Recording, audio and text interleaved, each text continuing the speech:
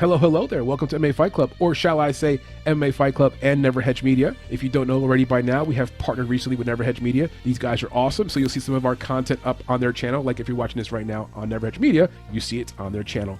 Great guys. We're excited to be partnered with them on a bunch of new upcoming ventures. We'll be announcing more details as they come out. But for now, you got to join us for our roundtable once a week for our breakdowns of the UFC fights, which won't be this week because, of course, we're off this week, but we'll be resuming next week. Anyway, with all that said, let me get back to this card. We're talking about Cage Warriors 138 Webb versus Aliu coming up on Saturday, the 28th of May with a 3:30 p.m. Eastern start time. A little bit early, especially for the West Coasters out there. But then again, some people like their mixed martial arts early. I'm one of those people where I get my mixed martial arts any time of day. You know what I'm saying? I'm the kind of guy where I can get it any time of day, anywhere. I love it. We got 6 total bouts in the card, so kind of a slim card. Now, if you don't know, Cage Warriors 138 is Saturday and 137 is the night before. Not sure why they do it this way, so you're going to have 6 bouts on Friday night and 6 more bouts here on Saturday night. We didn't get a chance to cover Friday night's card, so forgive us. But back to this card here, I keep getting off track. 6 total bouts. It's being held in Colchester, England, in Charter Hall, and the main event will feature James Webb versus Leon Aliu. No championships on the line, but we've got some veterans in here, some guys who've been around the block, fought some good fights, and some newcomers. There is no prelim or main card, so it's just like one card of 6 guys. We'll start with the bottom one, work our way all the way up to the main card, give you our betting advice, our breakdowns, discuss some analytics. Let's dive into it with the first fight in the card.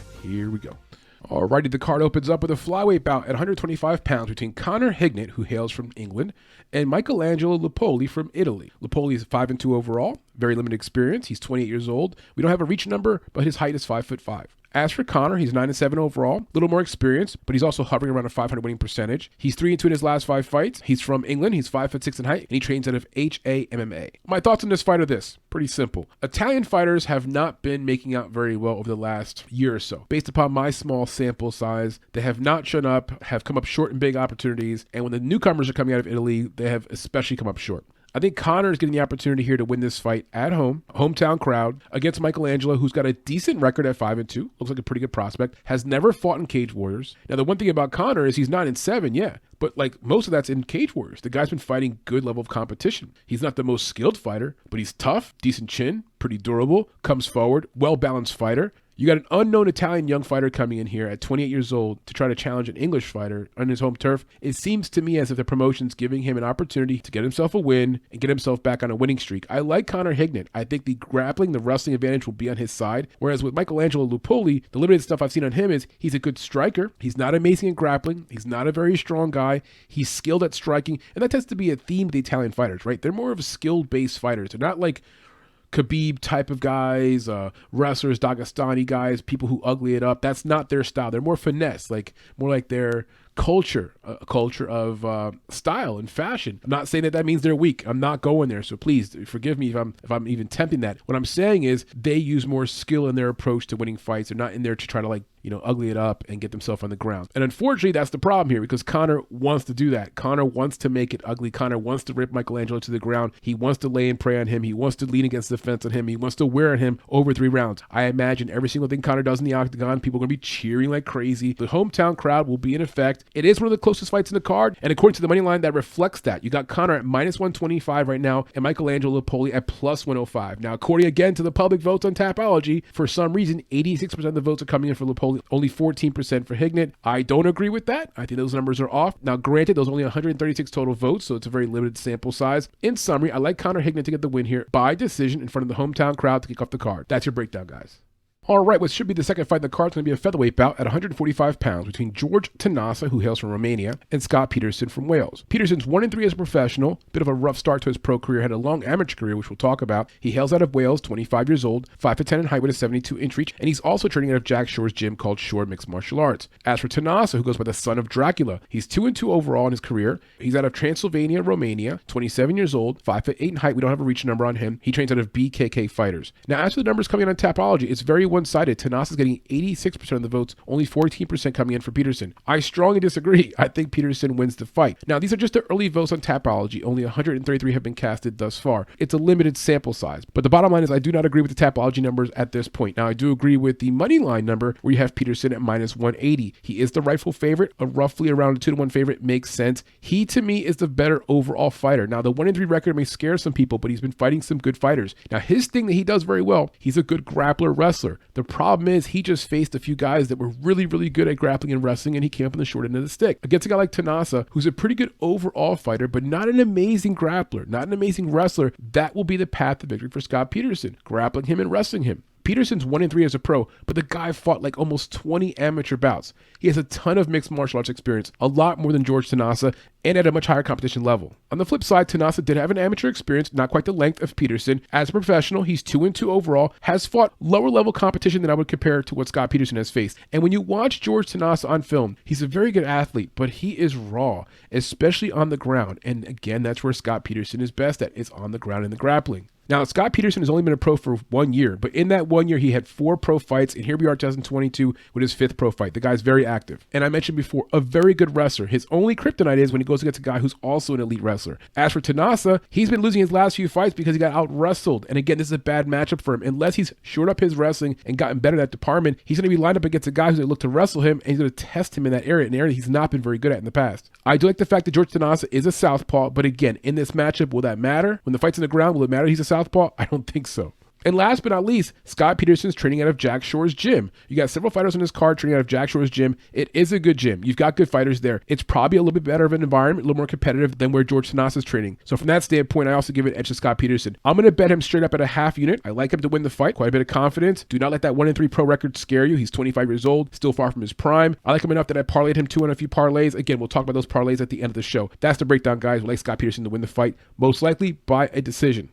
Next up, we have a welterweight bout at 170 pounds between Lukosiunas from Lithuania versus Elliott from Wales. Now, Mr. Elliott goes by Evil. He's 4-2 overall, and he's one of a few fighters in his card who's training out of Jack Shore's gym called Shore Mixed Martial Arts. We don't have a reach number or a height number on him or his opponent, Herkus. Herkus is 3-0, so he's undefeated. We know that, and he's from Lithuania, and he trains out of One Blood Gym. We do know some more information. We know that Herkus has a background in Muay Thai and kickboxing. That's really his foundation, which is why at this point in his career he's only 3-0. As for Elliott, he has a little more mixed martial arts experience with 6 total fights compared to 3 for Herkus, and I believe the experience will be enough of an advantage in this fight. For Herkus, I saw a brief bit of film of him kickboxing. He looked long, he looked tall, he looked good as a kickboxer, but man, you could see that long body, lower legs being thinner. I just don't see him defending takedowns very well. Elliott's a pretty good grappler wrestler. That's where he butters his bread, per se. I think he takes down Herkus for 2 of the 3 rounds and just simply gets some top control and gets an easy win here. Now, according to the public on Tapology, 72% of the votes here are coming in for Herkus and only 28% for Elliott, which is weird because the money line has it the opposite way. The money line has Elliott at -220 and it has Herkus at +180. So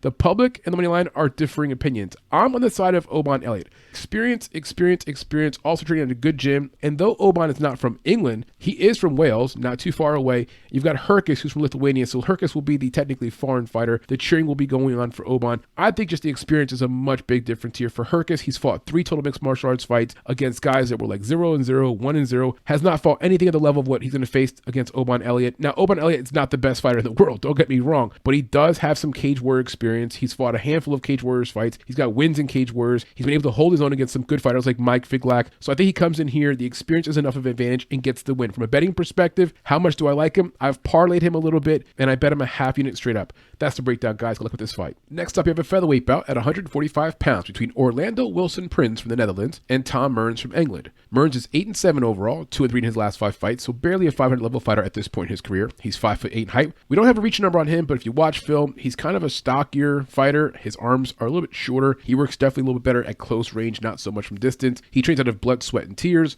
As for the undefeated Wilson Prins, he's 3-0 overall, not much experience, not as much as the 16 fight. Very limited experience. He's fought very limited competition. This will be his first Cage Warriors fight. He trains out of Root MMA. We have no reach and height number on him. Now, trying to find film on him was also kind of an ordeal. I did find one fight, a fight where he got a submission. He is 3-0 as a pro, and all 3 wins have been by submission. So we can at least denounce from that he likes to grapple, and submissions is sort of his area of expertise. Now, when I watched that film, he wasn't horrible on the feet, pretty athletic. That's where I believe he has an advantage in this fight. He's a little bit more athletic in general than Tom Mearns. Mearns is like a battering ram. He comes forward, a la Julio Cesar Chavez, the old Mexican boxer who would just walk his opponents down for 8 to 10 rounds. And finally, at the end of the fight, the opponents would just fall apart because of the pressure. That's what Tom Mearns does. He walks forward, he gets beat up, he bleeds, but he keeps going forward. Orlando Wilson Prins seems to me like a better athlete who can avoid some of that initial pressure, maybe use it to his advantage, possibly get a takedown or 2, and then while on the ground, I believe, again, he's the better athlete. Now, Tom Mearns is an overall good fighter, has fought the much better competition, has fought against guys, for example, like Aiden Lee. So he's fought much better competition than the 3 fights that Orlando Wilson has fought, and he's also been in Cage Warriors for a few years. So he's got the experience in the promotion, whereas Wilson, first time out. Not to mention, of course, Tom Mearns is also the local fighter. He's from England, whereas Wilson's coming from out of town from the Netherlands. Not too far away, but still he's the foreign fighter. And just to drive home a point, the 3 fights that Orlando Wilson has won were against guys that were combined 0-0 when they fought him. So he has not fought anyone yet of any kind of competition. Tom Mearns will be by far his best competition to date. Now, from a betting perspective, they're even money. You've got -115 for Orlando Prins and -105 for Tom Mearns. Now, according to Tapology, whole different story. On Tapology, Orlando Prins is getting 91% of the votes, only 9% coming in for Mearns. So I'm not sure where the hiccup is there. I do agree with the money line. I think Mearns has more than enough experience and a chance to come in here and simply just outclass a fighter who's coming in, first Cage Warriors experience, hasn't fought much good competition. That's a likely outcome to me. But according to the public, Prins is by far the favorite. That's probably because he's undefeated. They're probably seeing the 3 straight submissions. Again, I would caution everyone in this spot. Do not overbet Prins because I do like him to win the fight. I like what he has going on so far. He is very much unproven. At -115 to -110 pick a money, we got to choose a side, right? We're going to choose a side of Orlando Prins. I did put 1 or 2 parlays up, and if you're tracking us on Twitter, we put all of our parlays up there in advance of the event. And if you're not tracking us on Twitter, you should also track us on betma.tips, where we have all of our profile up there, our winnings, our losses. We're not profitable this year, so we're kind of going through a cold stretch. That's a whole other conversation. Anyway, back to this fight. I like Prins at -115. I like him enough to put a half unit on him. Not enough to put a lot on this fight. Not enough to over parlay him. I mentioned we put him into 1 or 2 parlays. We'll talk about that at the end of the show. But with that said, we like Orlando Prins. We're on him to win the fight. What do you guys think? Do you have a reason to like Tom Mearns? Do you know something we don't know? There's definitely some factors to go against Prins in this situation. The bright lights, bigger promotion, better competition, but something tells me that Orlando Prins comes in here and rises to the occasion. I like Prins to win the fight. That's the breakdown. The co-main event for Cage Warriors 138 is going to be a bantamweight bout at 135 pounds between Josh Reed, who hails from Wales, and Luke Shanks, who's from England. What a great last name for a fighter, right? Shanks, like Shank is somebody. He goes by the Apocalypse. Shanks is 9-3 overall, 3-2 in his last 5 fights. He hails from Edinburgh, Scotland, 27 years old, 5'5" and height with a 68-inch reach. He trains out of Blood, Sweat, and Tears and higher level mixed martial arts. As for Josh Reed, who goes by Crazy Horse, he's 12-6 overall, 3-2 in his last 5 fights. We mentioned before he hails from Wales. He's 5'8" in height. We do not have a reach number on him, but watching film, I will say he will have a distinct reach and height advantage in this fight. Obviously, 3 inches taller based upon what we have listed, but just the way he fights, his length, a much longer, leaner type of fighter compared to the Apocalypse, who's a little bit more of a compact wrestler type of build. And as for Reed, he trains out of Shore Mixed Martial Arts, which is the training gym and home of Jack Shore. Now, according to the votes on Tapology, Shanks is a huge favorite, getting 94% of the votes compared to 6% coming in for Reed. I do like Shanks to win the fight, and on the money line, he's also the favorite at -210 currently. You can get Reed on the other side at +175. I don't think Reed's a bad fighter. I think it's not the greatest matchup. Reed is more of a stand-up striker. Again, good length, and he's very good working at distance. Good jab, good combinations, good kicks. If he faces a fighter who wants to squash him against the cage, close distance, bring him to the ground, that's where he's not good at. He's not good at defending takedowns. So I do like Josh Reed as a live dog, as a potential dog. We could talk about it. We could throw it around as a possibility, but more times than not, Luke Shanks' wrestling ability and cardio to keep up with the wrestling over 3 rounds will be enough to get a win here. At -210, it's one of my most confident spots in this card. I've already parlayed it. Hopefully I didn't parlay it too much. Knock on wood somewhere. I don't want to fuck it up for myself, but I do like Luke Shanks a lot. At 9-3, I believe he goes to 10-4 here. He's 27 years old, very much in his prime. We don't have an age number on Josh Reed, but he has been in Cage Warriors for a few years. I imagine he's around 30 years old. His biggest issue recently has been inconsistency. Like, he'll win a fight, lose a fight, win a fight, lose a fight. He's coming off of a win, so he's due for a loss right here. I think what happens is, at range, he has his moments. He definitely gets a few shots in on Luke Shanks. Luke Shanks, being a veteran, squashes up distance, closes that range, gets him up against the cage, starts to wear him down, peels him like a banana to the ground. And that's what Luke Shanks has to do. He's a one-dimensional fighter in the fact that he can't win a fight on the feet. At least not against a good striker like Josh Reed. He will need to bring the fight to the ground, or at least for 2 of the 3 rounds, and while on the ground, has to do something. We've seen some fights recently, a la the Holly Holm fight, where she had clinch control against the cage, but it wasn't enough. And that last tap at the Richie fight, there was a good argument to be made that she could have lost that fight because she wasn't landing as much as her opponent, who was on her back most of the fight. Anyway, I'm getting off course. The point is, Luke Shanks, if he does take down Josh Reed, will have to do something while he's on top. I believe the Apocalypse, Luke Shanks, picks up the win over Crazy Horse in a 3-round fight. Fairly close. I see 1 round going to Reed and 2 rounds going to Luke Shanks. That's the breakdown, guys. And we're up to the main event for Cage Warriors 138. It's going to feature a middleweight bout at 185 pounds between James Webb from England and Leon Aliu from Italy. Aliu is 9-1 overall, 4-1 his last 5 fights. He's 32 years old. He's 6 foot in height, but we don't have a reach number on him. He trains out of Shoot Team Academy. As for Mr. Webb, he's 8-3-1 overall, 2-2-1 his last 5 fights. He hails out of Dublin, Ireland. 32 years old, 6 foot 1 in height, but we also don't have a reach number on him. I'm going to assume, based upon watching film, their reach is comparable to their height, so probably very similar. As for Mr. Webb, he trains out of Team KF Martial Arts. The money line currently has Webb as a favorite at -190 with Aliu at +160. Though when you look over the Tapology numbers, it's a different story. Webb's getting 37% of the votes and 63% of the votes coming in for Aliu. Tough fight to call. At times watching film, there was good reason to like Webb, and then there was some reasons to like Aliu. The big question mark with Aliu is it's his first Cage Warriors fight. The prior competition has been wishy-washy at best. I did find a film on him. It's a lower level promotion. They're fighting in some kind of like an elementary school gymnasium. I'm not kidding you. Very small cage. You got people just walking around the outside the cage like they're doing their own thing, not even watching the fight. He shows some ability to grapple. He's got some BJJ skills. Again, the competition level very low. On the flip side, you got James Webb coming off of a loss against Matthew Bonner. Very good fighter in Cage Warriors. He also has a loss a few years ago against Matthias Frederick, another good Cage Warriors fighter. And most of his fights in his career have been in Cage Warriors. When it comes to Leon Aliu, looks good against lower level fighters, but how does he do when he takes a step up in competition? I believe that's why James Webb is the favorite and probably should win the fight. Maybe a close fight, because again, Aliu likes to wrestle, likes to grapple, likes to tie things up and slow down the game. Aliu fought last in December of last year, so he's been pretty active. Beat a guy named Esteban Mendoza, who was 6-11 coming into that fight. Again, low-level competition. Now, comparing their side-by-side abilities, experience-wise,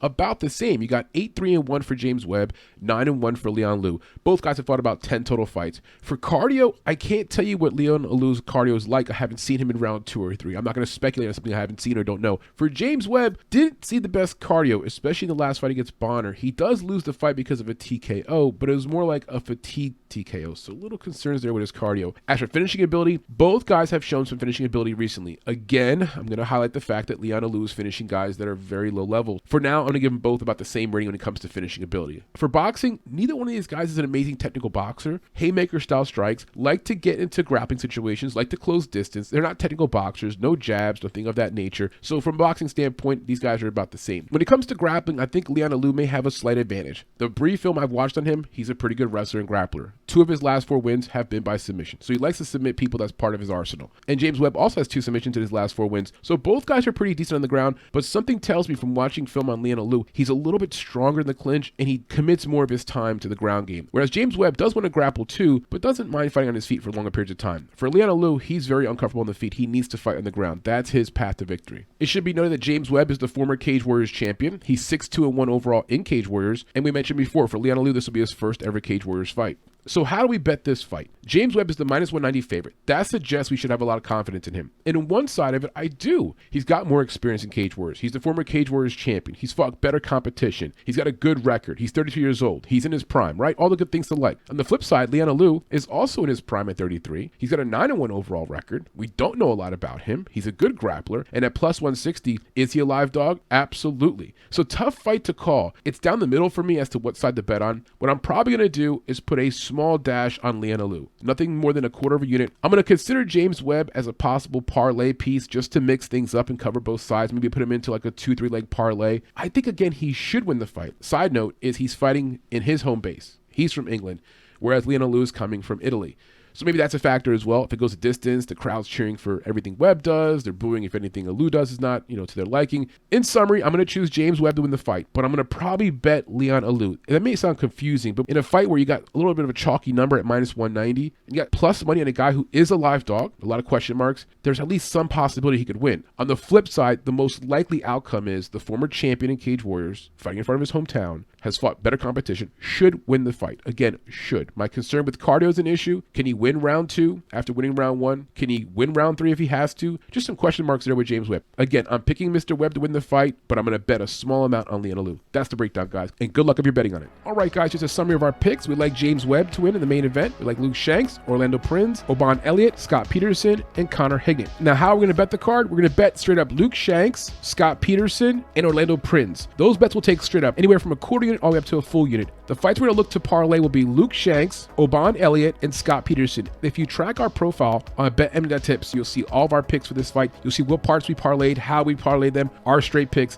If you're not tracking us already, please do so. It's absolutely free on betmma.tips. If you track us there, our full profile is available. You'll see the picks that we have for this event along with every event, but those will be the 3 fights that we have the most confidence in. In the main event, we mentioned the idea of betting on Leon Aliu. He's a dog at plus 160. I think he's got an opportunity to win that fight. The second dog that probably attracts me the most in this entire card would be Josh Reed. I think Josh Reed has a chance to in the co-main event. He is a veteran. At plus 175 is not a bad number. And of course, the first fight in the card at plus 105, Michelangelo Lupoli from Italy, kind of an unknown. Anyway, guys, that's the breakdown. Thank you so much for joining us. If you haven't done so already, please like and subscribe. And if you're betting on Cage Warriors 138, best of luck to you. And if you're not betting on it, I hope this video was an educational background on the fighters and maybe gives you an idea of maybe who you want to root for in each of the fights. All right, guys, we'll see you guys soon. Deuces.